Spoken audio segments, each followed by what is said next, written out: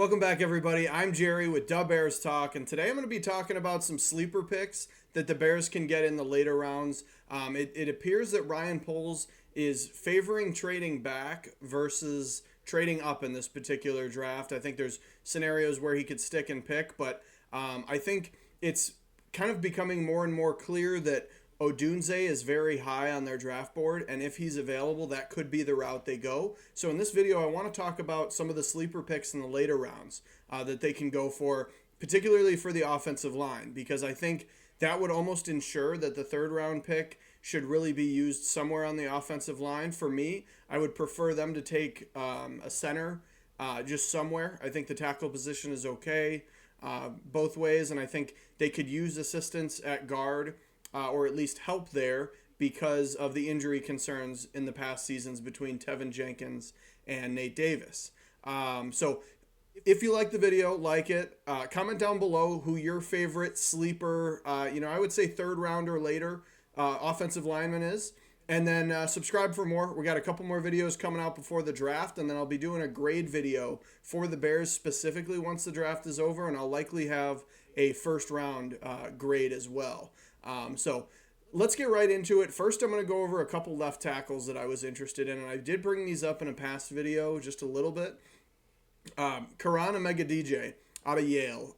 He's played mostly, his starts were all at left tackle. He actually did have some starts at right guard out of Yale, and he's being looked at in the third round. He was looked at a little bit higher, and unfortunately his season ended last year with an injury, and there were some concerns. So now there's people saying third round. They're saying potentially top 75, but it is a position where the Bears would be in a good position to take him as a either replacement for left tackle or he would definitely be fighting for the job, or at the very least a swing tackle that is likely going to be better than Larry Borom.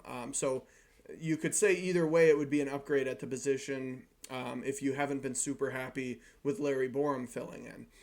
But the reason I really wanted to highlight him first is because he is actually from the area, from the Chicagoland area, from Hinsdale, Illinois. And Ryan Poles has been very keen on getting Bears fans, bringing people that have lived their whole life as Bears fans, knowing the Chicago Bears and what the spirit is around the city. We see that with T.J. Edwards, Jack Sanborn, Cole Kmet. I'm sure there's more that I'm not thinking of, but that's proven to be very important for him. So I think that could be more the reason, with him likely being available. He's played snaps at guard, and he has also played mostly at left tackle. I think that leaves as he could be a very, very viable option, especially with kind of falling back out of the second round, at least in most mocks, with his injury. So if he's there with the Bears' third round pick, I would see this as a very good pick, just based on what Ryan Poles has highlighted that he wants. That flexibility to be a swing tackle and a swing guard potentially. He's from the Chicagoland area, and he was a more highly touted prospect that kind of dropped a little bit because of injury. Now, obviously, that would be something to worry about moving forward, but I think it definitely is a viable option there. Next, the only other tackle in the later rounds that I really liked, I didn't really like a lot of the tackles later in the draft, and there weren't really any others that I wanted to highlight. I did focus a little bit more on the interior. So it's Patrick Paul, who pretty much played all left tackle out of Houston. He's looked at in the second round, maybe third. So this is in a situation where, you'd probably have to trade back and acquire a second or acquire more capital to get into the second to get Patrick Paul. But he's got the size at 6'8", 330. And I know there was people that said that he could be a starting left tackle on a lot of teams. Now, I'm a big fan of Braxton Jones, and I'm not ready to give up on Darnell Wright, so I don't know if he would come in and be a starter. But he's definitely a guy where if he were somehow to fall to the Bears pick, I think that would be a huge pickup and an immediate upgrade over Larry Borom as far as the tackle position goes. Now I'll just move on to center because there's really only one guy that I have that's a true guard, and a lot of these centers have played guard. So the next one that it's probably going to be difficult to get, and this almost surely is somebody that you're having to trade up into the second round, or you're trading back from 9 and picking up a second round pick. But a guy who is even mocked in a lot of first rounds. I think it's probably a situation where if he falls and he's there, early second, mid second, and either the Bears have acquired that pick or feel the need to go up and get him. I think Zach Frazier out of West Virginia would be a great pickup. I think if people are going to say Jackson Powers Johnson is worth the top 20 pick, I think you could easily say Zach Frazier is worth a first round pick as far as being, just the talent wise. I don't see him to be super far behind Jackson Powers Johnson. I do believe that he's better. I think Zach Frazier could be taken in the first round. I realistically don't think that he will. I think he'll go in the second round. I did a mock draft and he ended up going to the Buccaneers at 26 just because center is a position of need for them. But Zach Frazier out of West Virginia is 6'3", 310. He had 0 sacks allowed this past season, and he helped Virginia lead the Power 5 in rushing, and they were actually fifth. I believe they were 11th nationally. So over all teams, they were 11th. So great work from Zach Frazier. And again, I don't think you're getting him in the third round. This is probably only a third round if he falls, but he's kind of in that early second, potentially late first. I think realistically it'll be like early to mid second for Zach Frazier, but I think he's a very talented guy, and I think it would probably be an upgrade. I don't really know a whole lot about.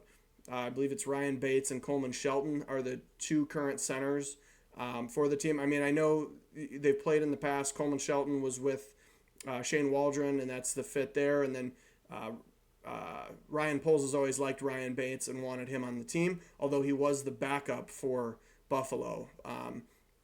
But I think Zach Frazier would be a huge pickup there. And then next, which I don't understand why he's fallen as much as he has, but Cedric Van Pran, the year before, in last year's draft, was being looked at as a potential second-round pick. Like, we were, as I know I was, at least as a Bears fan, thinking about taking him in the second round, and now he's got another year has gone by. He allowed 1 sack during his whole career at Georgia, and he's now being projected in the 3rd to 5th round, which doesn't make any sense to me. I think he's definitely worth the 3rd round pick. I really don't think he gets to the 5th. I just, looking and doing research around at what people think, there are people that are valuing him as late as the 5th. I think he's worth a 3rd round pick, and if he's there for the Bears, I think if we end up going Caleb Williams, then Rome Odunze, I think that's probably the most valuable, one of the most valuable you could get for the 3rd round. So I wanted to include him. I think, 1 sack during his entire time at Georgia, 4 years. And then unfortunately, his season ended with an injury. Now, it was enough to where he could not participate in the Senior Bowl, which would be a good reason for him to drop a little bit, but he didn't really have a bad year by any means with Georgia. And, you get the injury, you miss the Senior Bowl, but then he performs at the Combine. So I know a knee injury is something to be worried about, but I don't think, with the size 6'4", 310, he's big for a center. To be able to get him in the 3rd, I think would be a massive steal. So I think Bears definitely need to target him if you're not super happy with the 2 prospects on the roster, or if you just, if you want them to, like, there's people that want to trade back and take Jackson Powers Johnson in the 1st. I think value-wise, you might be better off with Cedric Van Pran just because you're getting him in the 3rd, potentially 4th, but probably need to take him in the 3rd. And then the last center that I wanted to talk about is Tanner Bortolini out of Wisconsin. I am a Wisconsin fan, so a little biased here, but he's played mostly center. All of 2023, he played center. He did only allow 1 sack, and then the previous season, he played every game with a start or 2 at center, but most starts being at right guard and then a couple at left guard. He also had a start as a depth tight end too early on. So he's very athletic. He showed out at the Combine and had a great Combine. Another player with some great size at 6'4", 311. And then he's being mocked in the 3rd to 4th round. You got Wisconsin football always has a good job in the run offense, which The Bears have been very about in the past. Now, I don't know if they're going to be that way, getting Caleb Williams and getting Shane Waldron. But in the last two seasons that he played in all 23 games, he only allowed 2 sacks. So if you're focused on that, he didn't have any problem snapping the ball like a lot of Bears centers have had. And I think the value's good here because you're getting a great football player. I would clearly grade that he's lower than Cedric Van Pran. I don't think he's that far behind. And then I think Zach Frazier would then be ahead of him. And then Jackson Powers Johnson is there. But I actually think, he's closer than you would think. And I think very worth a 4th-round pick, even potentially worth a 3rd-round pick. I don't think he's going to go there, so I think you can get him in the 4th. But I think that would be a huge pickup as well, getting Tanner Bortolini out of Wisconsin, bringing another Wisconsin player to the Bears. We got TJ Edwards, Jack Sanborn, and then we'd have Tanner Bortolini as well. And then finally, the last one, a guy who almost played all left guard, is Trevor Keegan out of Michigan. And the only reason that he's really in here as well is because you're getting him in likely the 4th to 7th round, much later round pick, but he's out of Crystal Lake, Illinois. That's where he was born and raised. He's another Bears fan, just like Kirana Megadije. So I think another target for Ryan Poles, where if he's worried, maybe he's worried Tevin Jenkins and Nate Davis are going to have consistent injury problems moving forward. I think you can slot Trevor Keegan in there and be a starter all day long.